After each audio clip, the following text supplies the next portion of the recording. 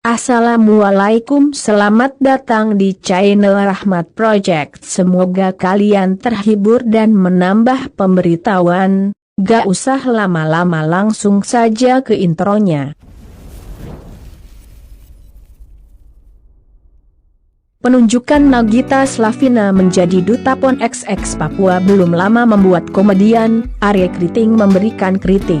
Ia menyebut kegiatan yang dilakukan oleh Nagita Slavina itu dengan istilah cultural appropriation. Terlepas dari pro kontra Nagita Slavina jadi Duta PON XX Papua, tahukah kalian apa itu cultural appropriation? Definisi cultural appropriation dilansir dari jurnal ilmiah karya Jaja Grais. Bertajuk The Blue Red Line of Cultural Appropriation, apropriasi budaya atau cultural appropriation adalah perbuatan yang mengacu pada meminjam atau mencuri budaya dari kelompok minoritas untuk digunakan sebagai keuntungan pribadi. Mari kita pertimbangkan terlebih dahulu apa yang dimaksud dengan masing-masing istilah dalam frasa serta beberapa istilah terkait yang penting untuk dipahami. Budaya mengacu pada apapun yang terkait dengan sekelompok orang berdasarkan etnis, agama, geografi, atau lingkungan sosial mereka.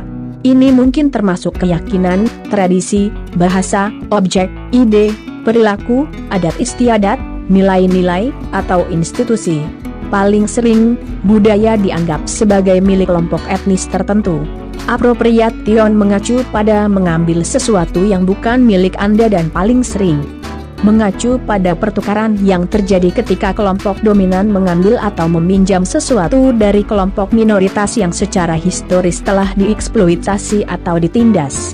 Dalam pengertian ini, alokasi melibatkan kurangnya pemahaman atau apresiasi untuk konteks historis yang mempengaruhi tindakan apa yang sedang diambil. Misalnya, mengambil benda suci dari budaya dan memproduksinya sebagai bagian dari kostum Halloween atau produk-produk fashion komersil. Masalah muncul ketika seseorang mengambil sesuatu dari budaya lain yang kurang dominan dengan cara yang anggota budaya itu menemukan yang tidak diinginkan dan ofensif. Intinya adalah bahwa kelompok yang lebih terpinggirkan tidak mendapatkan kredit atau keuntungan, sementara warisan mereka dikerahkan oleh seseorang dalam posisi hak istimewa yang lebih besar untuk bersenang-senang, tanpa mempertimbangkan nilai sakral dan muatan makna tentang budaya hingga mendapatkan keuntungan komersil secara besar-besaran. Lalu apa yang terjadi pada Nagita Slavina? Kenapa dia jadi pusat kritik atas penunjukannya sebagai ikon PON XX? Penunjukan Nagita Slavina dianggap dapat menimbulkan cultural appropriation karena penampilannya bisa menimbulkan stereotip yang disalahpahami terkait dengan budaya Papua.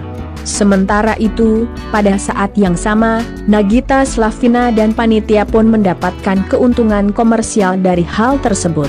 Contoh kasus apropriasi budaya yang pernah heboh ialah penampilan Katy Perry dalam American Music Awards pada tahun 2013 lalu.